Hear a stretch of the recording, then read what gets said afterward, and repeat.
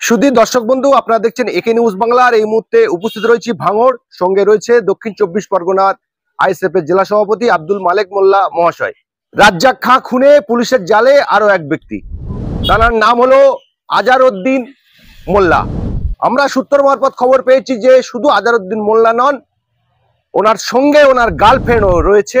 কে হতে পারে ওনার গার্লফ্রেন্ড? আর এই রাজ্জাক খাঁ, আমরা যত দূরে জানি, আমাদের প্রফেশনাল রাজ্জাক খানের কাছেও আমরা বেশ কয়েকবার গিয়েছি। তিনি অত্যন্ত ভদ্র, নম্র, অত্যন্ত মিশুকে মানুষ। আমরা কোনোদিন অন্তত এই রাজ্জাক খাঁর কোনো ব্যবহারে আমরা কষ্ট পাইনি। সেই রাজ্জাক খাঁ খুনে ভাঙড় কিন্তু তোড়পাড়। আইএসএফরা বলছেন যে এটা গভীর চক্রান্ত। আইএসএফ এর লোকদেরকে ভোটের আগে বেলাইন করার জন্য কিন্তু এটা করা হয়েছে। অন্য দিক থেকে তৃণমূলের তরফ থেকে বলা হচ্ছে যে এই নওশাদ সিদ্দিকীর নেতৃত্বে এই আইএসএফ এর দুষ্কৃতীরা এই রাজ্জাক খানকে মার্ডার করেছে। আইএসএফ একরকম কথা বলছেন, তৃণমূল একরকম কথা বলছেন, কিন্তু শেষমেশ যারা গ্রেপ্তার হচ্ছে, যারা ধরা পড়ছে, তারা কিন্তু সবাই শাসক দল অর্থাৎ তৃণমূলের। আমরা এই সমস্ত বিষয়ে কথা বলবো মালিক বাবুর সঙ্গে। যে আজারউদ্দিন মোল্লা, যিনি আইএসএফ থেকে ছেড়ে তৃণমূলে গিয়েছেন, এখন তৃণমূলের নেতা, সূত্র মারফত খবর পেলাম যে আজারউদ্দিন মোল্লার গার্লফ্রেন্ডও এই রাজ্জাক খুনে জড়িত আছে। সে এক টাইমে সেও তৃণমূল করতো এবং তৃণমূলের তাদের পরিচিত নেত্রী, কিন্তু আরাবুল সাহেবের সঙ্গে তার সম্পর্ক ভালো ছিল না, তার বনিবনা হতো না, সেই কারণে সে বসেছিল। সে ভেবেছিল আইএসএফ এর মধ্যে যুক্ত হয়ে সে তার কার্যসিদ্ধি করবে, সেটা করতে পারছিল না বলে সে আবার লোকসভার আগে সে ব্যাকে চলে গেল তৃণমূলে গিয়ে। এখন সে ওই একসঙ্গে তারা কাজ করছে, আর কি বলবো। আচ্ছা, এই যে সূত্র মারফত যে খবরটা বেরিয়ে আসছে যে আজারউদ্দিন মোল্লার যে গার্লফ্রেন্ড, তিনি, আপনি কি চিহ্নিত করতে পেরেছেন তিনি কে হতে পারে? হ্যাঁ, চিহ্নিত না করার কি আছে, কিন্তু নাম বলে আমি আর কারো সম্মান বাড়াতে চাইছি না। মোফাজ্জল মোল্লা, যিনি 23-এ পঞ্চায়েতে তিনি প্রতিদ্বন্দ্বিতা করেছেন পঞ্চায়েত, আমরা দেওয়াল লেখন পরিষ্কার দেখেছি। আসামি যারা ধরা পড়ে যাবে তারা কিন্তু ওনার দলের লোক না, ঝেড়ে ফেলবে। এটা হচ্ছে কি, এটা মুখ্যমন্ত্রীও এই বিষয়ে খুব সিদ্ধহস্ত। আর ইতিপূর্বে মানে মানে আমাদের কাছে অনেক রেকর্ড এরকম আছে, ধরা না পড়া পর্যন্ত খুব ভালো, আর ধরা পড়ে গেলেই তখন সে দলের কেউ না, এটা তো প্রমাণিত। এর আগে 9 সালে কেলো বলে এক ভদ্রলোক, তাকে মার্ডার করে ওই মেলা মাঠে, এবং তার মানে ভাইরা, অর্থাৎ যে মেয়েটা গতকালকে তার আগের দিন বাইট দিয়েছে যে আমার বাবাকে এই মোফাজ্জল মার্ডার করেছিল, আমার খালুকেও মার্ডার করেছিল, কিন্তু এই শাসক দলের ছত্রছায়া থেকে কোনোদিন তার অ্যারেস্টও হয়নি, তার জেলও হয়নি।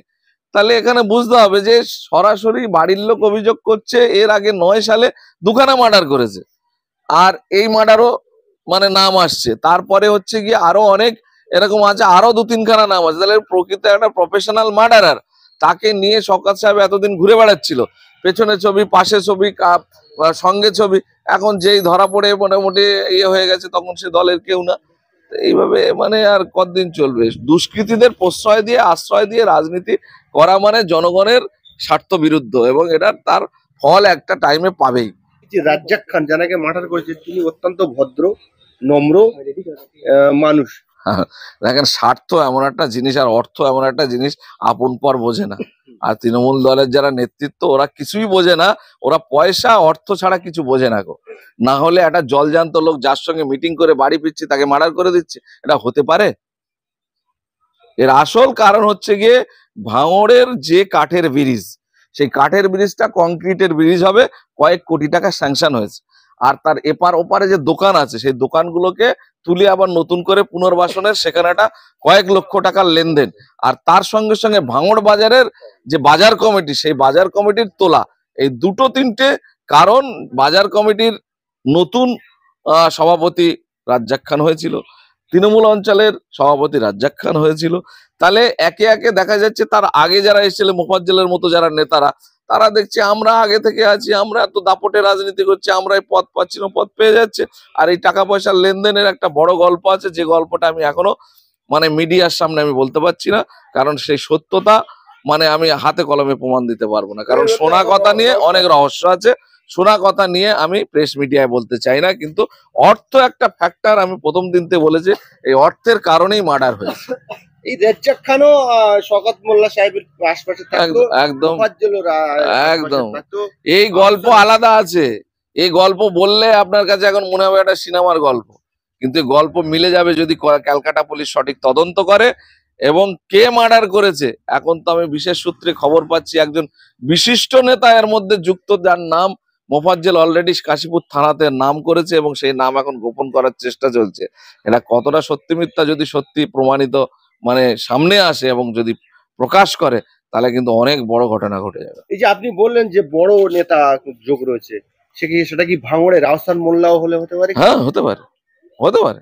আপনার কাছে যে খবর? হ্যাঁ, আমার কাছে যে খবর আছে, কিন্তু সেটার প্রমাণ আমি তো এইভাবে দিতে পারবো না, কারণ আমার হাতে কলমে তো কিছু নেই। আমার শোনা কথা যে এরকম শুনছি। ক্যানিং পূর্বের বিধায়ক তিনি দাবি করছিলেন যে আইএসএফ যোগ রয়েছে, কিন্তু তার কথা তো সত্যি হতে যাচ্ছে। ইতিমধ্যেই আজহারউদ্দিন মোল্লা, তিনি আপনাদেরই দলের, অর্থাৎ আইএসএফ এরই, তিনি তৃণমূলে গিয়েছেন। তাহলে তো ঠিকই বলেছে উনি। না, সবার ক্ষেত্রে এটা ঠিক তালি বলতে হয়, কারণ তৃণমূল যখন তৈরি হয়নি তখন থেকে অনেকে অনেক দল করতো। উনি কোন দল করতেন? উনি তো এখন তৃণমূলের বড় নেতা। সুতরাং আমাদের দল 21 সালে তৈরি হয়েছে, আমরা তার মানুষকে জন্ম দিয়ে পার্টিতে আনতে পারবো না? তাহলে আমাদের দলে যারা একসময় তৃণমূল করতো, সিপিএম করতো, কংগ্রেস করতো, সবাই ভেঙে এসে আইএসএফ এর মধ্যে যুক্ত হয়েছে।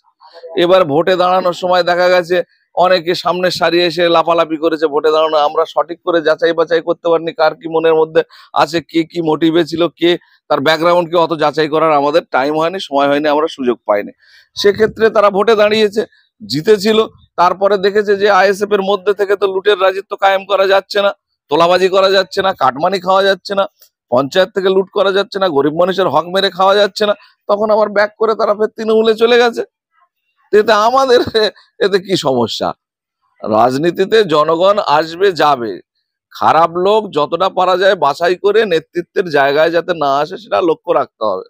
আমরা যতটা পেরেছি যাচাই বাছাই করার চেষ্টা করছি এখনো পর্যন্ত। আমাদের দল নতুন, আর যারা এই খারাপ অপকর্ম করছে একটা টাইমে তারা সবাই তৃণমূলে ছিল, তাদের সেখানে পোষাচ্ছিল না বলে আমাদের দলে নতুন দল ভেবেছিল এখানে বেশি লুট করা যাবে বলে এখানে ঢুকেছিল।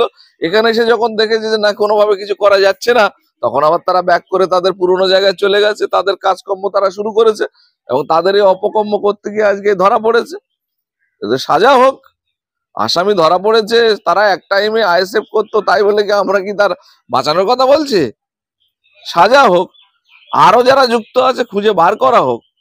শেষ কথা হলো, ভাঙড়ে যারা এই ধরনের অনৈতিক কাজ করে বেড়াচ্ছে, যারা সমাজ বিরোধী কার্যকলাপ করে বেড়াচ্ছে, খুনের রাজনীতি করে বেড়াচ্ছে, তাদেরকে ধরা হোক এবং তাদেরকে যারা পরিচালিত করছে তাদেরকে ধরা হোক।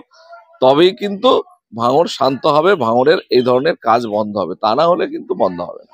যেভাবে তদন্ত চলছে পুলিশ প্রশাসন, তাতে আপনি কতটা সন্তুষ্ট? অবশ্যই সন্তুষ্ট। ক্যালকাটা পুলিশকে প্রথম দিন যেদিনে মার্ডার হয় সেদিন রাত্রে আমি পুলিশের কাছ থেকে মুহুর্মুহুর আমার কাছে ফোন আসে, রাত 3টে পর্যন্ত আমাকে যোগাযোগ করা হয় যে কি খবর আপনাদের কাছে আছে বলুন, আপনাদের লোক জড়িত কিনা। আমি একদম পরিষ্কার দ্ব্যর্থহীন ভাষায় বলেছিলাম যে আপনাদের একটা ক্যালকাটা পুলিশের গরিমা আছে, একটা সম্মান আছে, আপনাদের প্রফেশনালিজমকে গোটা ভারতবর্ষ সম্মান করে। আপনারা সঠিক তথ্যটা তুলে ধরার চেষ্টা করবেন।